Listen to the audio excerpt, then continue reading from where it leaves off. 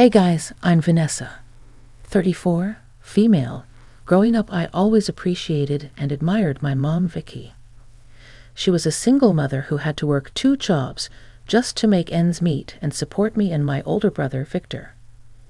It wasn't easy for her, but she managed to overcome all the odds that were stacked against her. My mother was a hard worker and a strong, resilient woman. She didn't let the difficulties of life hold her back. I saw how much she was struggling and would try to help out wherever I could. Even from a young age, I started doing odd jobs as early as 12, trying to lighten her load. She always appreciated my help, even though I was bringing in peanuts compared to what she was bringing home, and that made me feel like I was doing something important. Victor, on the other hand, seemed to be resentful towards our mother. He never appreciated all that she did for us, always blaming her for our less than lavish lifestyle. This would lead to countless arguments between Victor and me. I'd tell him he was being ugly and rude, but he just couldn't seem to see the sacrifices our mom was making for our sake. But my mother would always tell me not to worry about Victor. She would say that she was so grateful to have me around to help her out. It was her way of acknowledging the love and support I provided, even as a young girl. Fast forward to when Victor turned 18. He left the house, eager to escape the life we had with my mother. Tragically, this departure would have consequences that changed our world forever. You see, my mother had a terrible workplace accident due to a hazardous work environment. This accident left her paralyzed, unable to work or care for herself. We lost our house as she could no longer afford it, and I had to live with her cousin for some time. Victor, in his pursuit of being rich and hating the lifestyle that my mom provided us, managed to secure a decent place for himself. He had a roof over his head and had enough space to house our mother. But the question that lingered was whether he would be willing to take care of her. As my brother Victor begrudgingly accepted the responsibility of taking care of our paralyzed mother, it was clear that he wasn't happy about it. He never openly admitted his resentment, but it hung in the air, casting a shadow over our family dynamics. Victor knew that he would look like a complete jerk if he refused to take care of our ailing mother. So he did what he had to do to save face, albeit with an air of unwillingness that never went unnoticed. It was exhausting dealing with his groaning. Time passed, and I turned 18. I wasn't as fortunate as Victor, who had managed to climb pretty high in his career, securing a stable financial position for himself. He could even afford to hire a nanny who would look after our mother. He'd also installed various paraplegic-friendly devices in the house to make her life easier. I was excited to celebrate my 18th birthday, but on that very day, Victor had a different plan for me. He told me that it was now my turn to take care of our mother. Can you imagine? It wasn't a gentle or kind request. Instead, it felt like an order. This led to a nasty argument between us, and it was a long time coming because I was sick of his attitude. This fight had been brewing since we were kids. I refused to accept my brother's orders, and I questioned his sense of responsibility and compassion. The argument between Victor and me escalated quickly. I couldn't fathom how he could so easily dismiss his mother like she didn't do everything for him, given his financial stability and the fact that he had already modified his house for her special needs. My emotions got the best of me, and I called him evil and selfish. You know I'm not swimming in money like you, you know that. It makes sense for Mom to continue to stay with you, Victor. You can afford it, and your house is already set up for her. What the hell is your problem? You're the one who's acting evil and selfish here, Vanessa. You don't want to take her in. Look who's being a bad child now. I was beyond frustrated, and I knew that there was no getting through to that thick skull of his. Listen here, you touch-a-back. The moment I make enough money, I swear on my life, I'll take Mom in. You know I love her, and you know I can't ever forget the crap she's been through. I can't believe you're treating her like this when you have the means to help her. Oh, cut the crap, Vanessa. You're so dramatic. It's your turn to take care of her. And that's that. She did so much for us, Victor. You should be more grateful. But Victor was unyielding, brushing off what I was saying. Well, she could have worked harder, just like I did. Look at me. I've got money now. You should do the same. You're a pig, and you're lazy, just like your mother. I can't believe someone so kind gave birth to a monster like you. Yeah, whatever.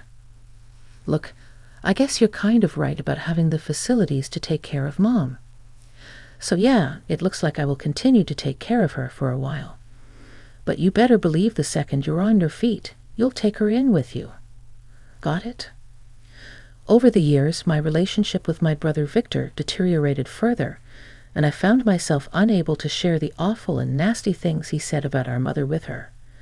I kept this painful secret to myself because I couldn't bear to break her heart with the truth. Whenever I visited my mom in Victor's home, I carried the weight of guilt, knowing what Victor truly felt about his mother. It was heartbreaking to witness the disconnect between them, especially since Vicky tried so hard to love Victor even when he treated her so poorly. Vicky and I, on the other hand, were growing closer than ever. We bonded over everything, and she was so proud of the woman I was becoming. I became her confidant, the one she could lean on when Victor distanced himself.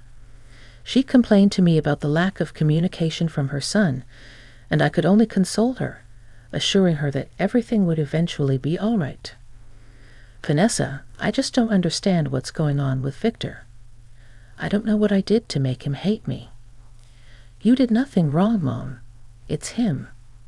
He's always been the problem. But I can't help but blame myself. He's been treating our relationship like some exhausting task, and this was before the accident. He's so distant, and he barely talks to me. He just leaves everything to Maria, the nanny. I've tried everything to reach out to him, but it's like he doesn't care. It's not your fault.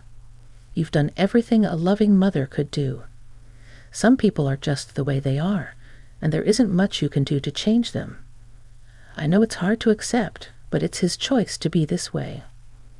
But he's my son, and I love him so much. I just want our family to be close and happy.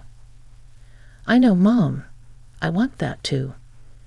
But sometimes we can't change people, no matter how much we love them. We can only control our own actions and how we treat others. I'm so grateful for you, Vanessa. You've been my rock through all of this. I don't know what I'd do without you. I love you more than words can express. You mean the world to me, and I'll always be here for you, no matter what. Several years went by, and I was turning 32 years old. By this point, I was happily married, and we had just moved into our big, beautiful home. I was so proud of everything I had accomplished to get me to that point. We were having a little housewarming party, and of course, Victor and my mom were invited. When they arrived, it seemed like everything was going to go well. That was until the party was winding down, and my idiot brother had the bright idea to make an announcement to everyone. Attention, attention everyone. Yes, thank you. Today is a very special day. My sister is making quite the name for herself, and I couldn't be more proud.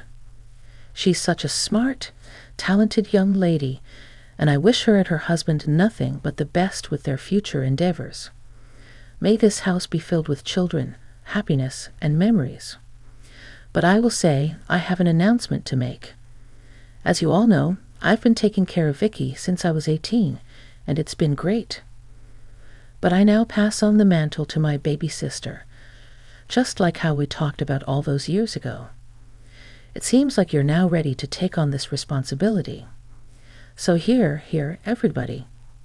Congrats once again, Vanessa. I was left in shock by Victor's abrupt announcement, and I wasn't the only one. Everyone was shifting uncomfortably in their seats, and my mom had to roll away and excuse herself to most likely cry in the bathroom. I obviously didn't forget our agreement. While I had always been willing to take on this role, I couldn't believe how thoughtless he had been in his approach.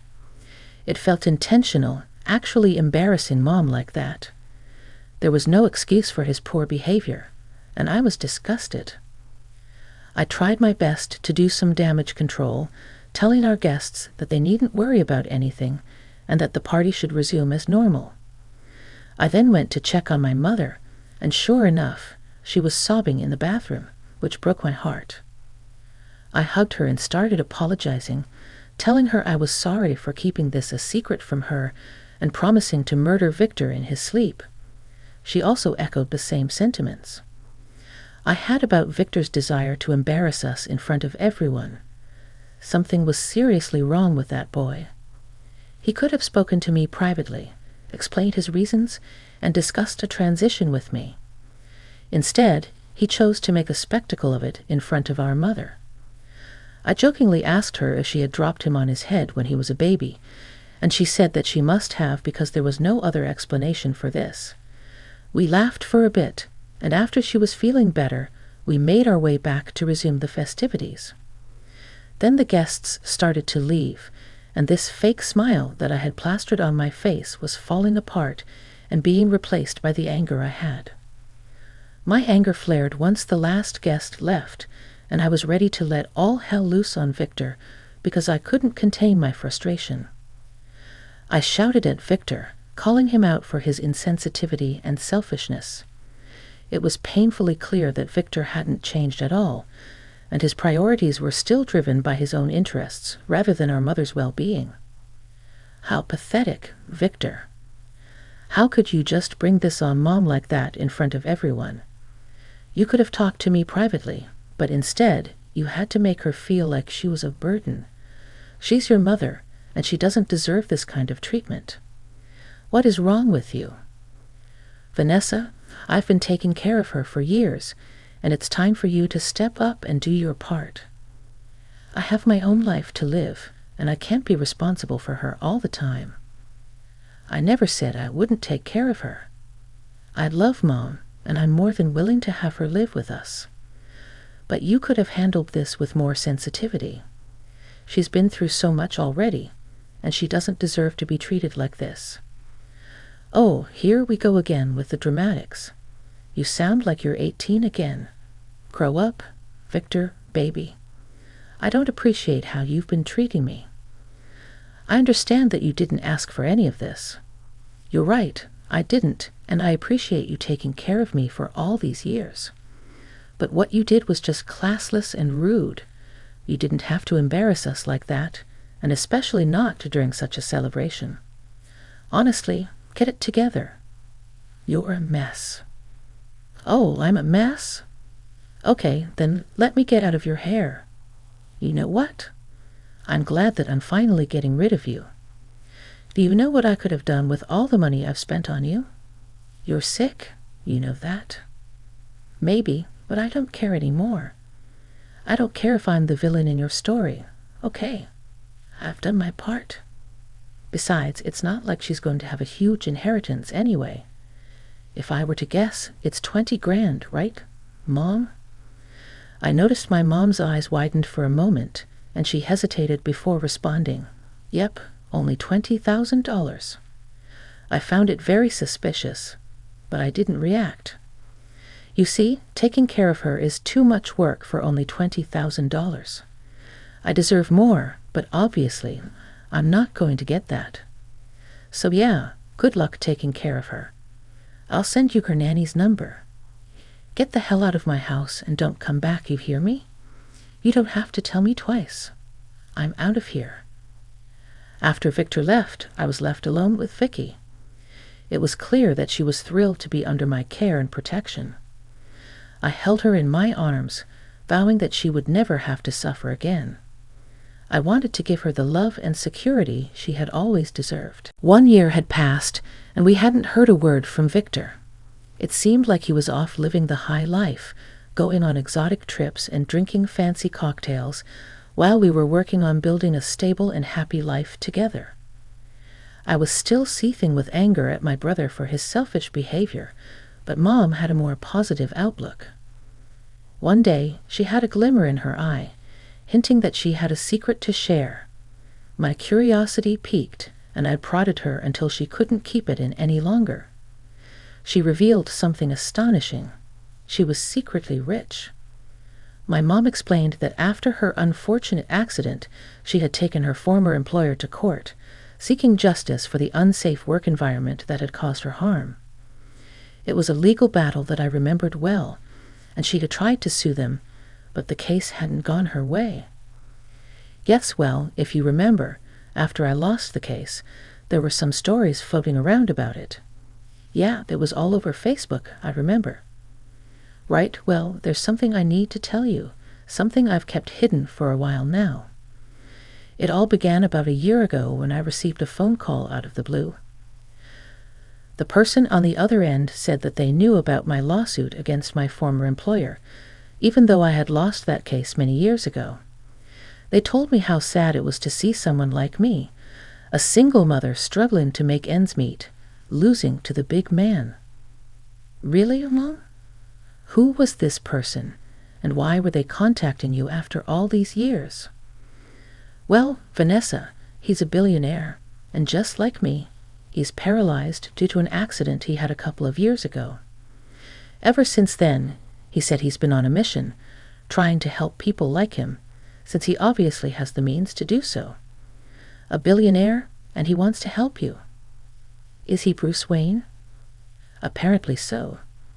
He said he had a deep sympathy for people like us, and he couldn't bear to see my story in the media. That articles mentioned how I was working in dangerous jobs just to provide for you and Victor. Wow, Mom, that is so crazy. I mean, it's not every day a billionaire approaches you. So what did he want?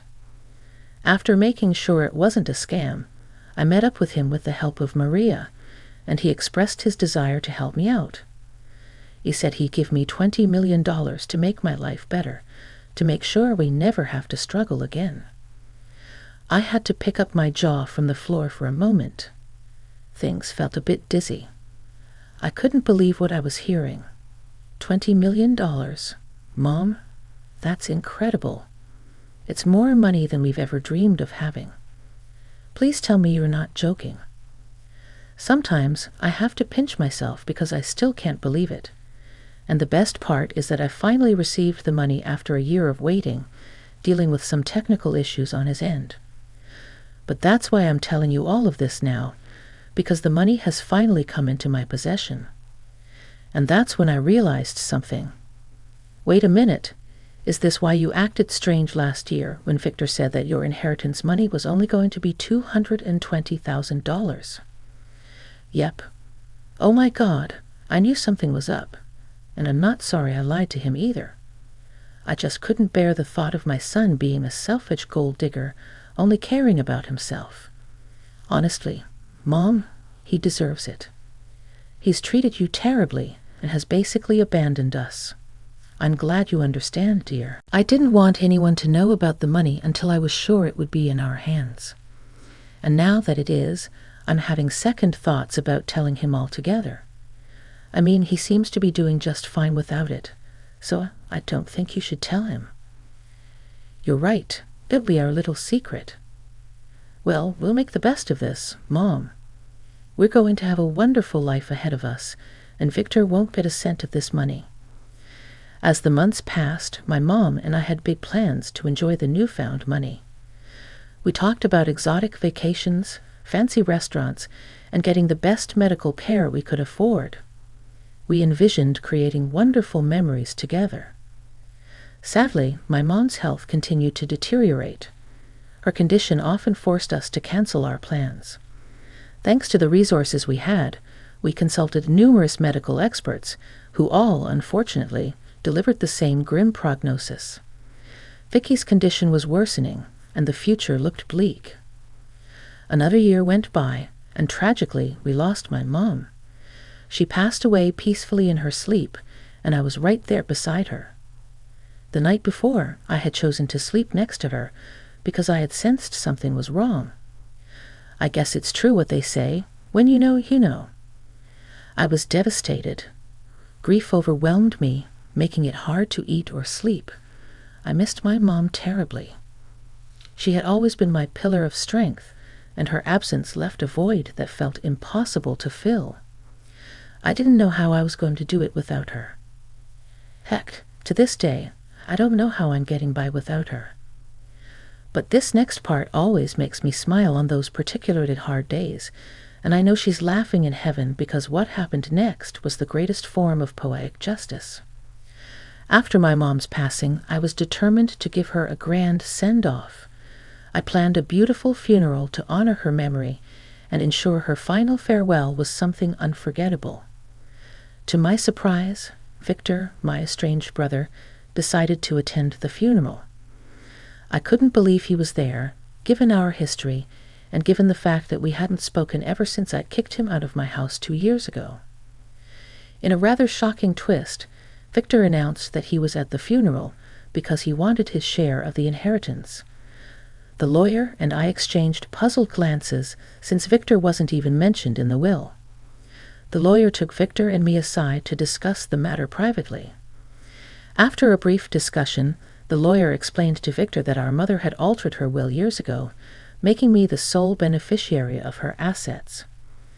Victor's initial reaction was to laugh it off and claim our mother didn't know anything of value. I was quick to question him about his inheritance demands if that was the case. Reluctantly, he admitted that he wasn't as well off as he once appeared to be. It seemed the prodigal son had fallen on hard times and was seeking to return. However, unlike the prodigal son, we weren't ready to welcome him home with gifts, rather just a reality check. The lawyer explained that the inheritance was $2 million bequeathed solely to me. Victor grabbed the will to see for himself, and the revelation left him utterly shocked. No one could have anticipated his next move, because that's when this grown man fainted. He hit the floor with a loud thud, and we were forced to resuscitate him. When he came to, he said, "I had the weirdest dream. Mom gave you $20 million and left me with nothing. Hate to break it to you, buddy, but that wasn't a dream." When Victor realized this, he looked woozy all over again, and we decided to take him to the hospital. The entire ride there, he was moaning and grumbling about how it wasn't fair, and that he deserved that money. I couldn't help but laugh at his predicament because karma was a real B-word to him. It was quite the scene, and I couldn't help but think that my mom was up there in heaven, sharing a good laugh with me.